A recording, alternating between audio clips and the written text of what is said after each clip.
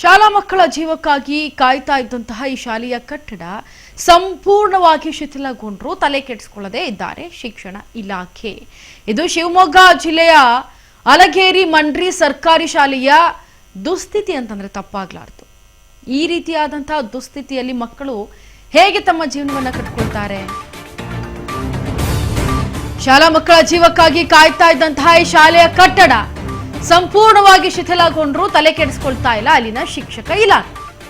ಇತ್ತ ಶಿವಮೊಗ್ಗ ಜಿಲ್ಲೆಯ ಅಲಗೇರಿ ಮಂಡ್ರಿ ಸರ್ಕಾರಿ ಶಾಲೆಯಲ್ಲಿ ನಡೆದಂತಹ ದುರಂತ ಇದು, ದುಸ್ಥಿತಿ ಇದು.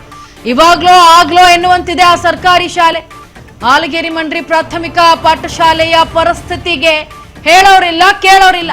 ಕುಸಿಯುವ ಹಂತಕ್ಕೆ ತಲುಪಿದ್ರು ಕೂಡ ಶಾಲೆಯ ಮೇಲ್ಚಾವಣಿ ಗೋಡೆಗಳು ಕೂಡ ಯಾವ ರೀತಿಯಾಗಿ ಅಧ್ವಾನ ಆಗೋಗಿದ್ರು ಕೂಡ ಅಲ್ಲಿನ ಜನಪ್ರತಿನಿಧಿಗಳು ಮತ್ತೆ ಶಿಕ್ಷಣ ಇಲಾಖೆಗೆ ಸಂಬಂಧಪಟ್ಟವ್ರು ಯಾರು ಕೂಡ ತಲೆ ಕೆಡಿಸ್ಕೊಳ್ತಾ ಇಲ್ಲ. ಶಾಲಾ ಕಾಲೇಜು ಅಂದ್ರೆ ಶಾಲಾ ಮಕ್ಕಳ ಒಂದು ಜೀವಕ್ಕೆ ಬೆಲೆನೇ ಇಲ್ದಂಗೆ ಆಗ್ಬಿಟ್ಟಿದೆ. ಇಲ್ಲಿ ಶಿವಮೊಗ್ಗ ಜಿಲ್ಲೆ ಅಲಗೇರಿ ಮಂಡ್ರಿ ಸರ್ಕಾರಿ ಶಾಲೆಯ ದುಸ್ಥಿತಿ ಇದು. ಶಾಲಾ ಮಕ್ಕಳ ಜೀವಕ್ಕಾಗಿ ಕಾಯ್ತಾ ಇದ್ದಂತಹ ಆ ಒಂದು ಶಾಲೆಯ ಕಟ್ಟಡವೇ ಸಂಪೂರ್ಣವಾಗಿ ಕುಸಿದು ಬಿದ್ದುಬಿಟ್ಟಿದೆ. ತಲೆ ಕೆಡಿಸಿಕೊಳ್ಳದೆ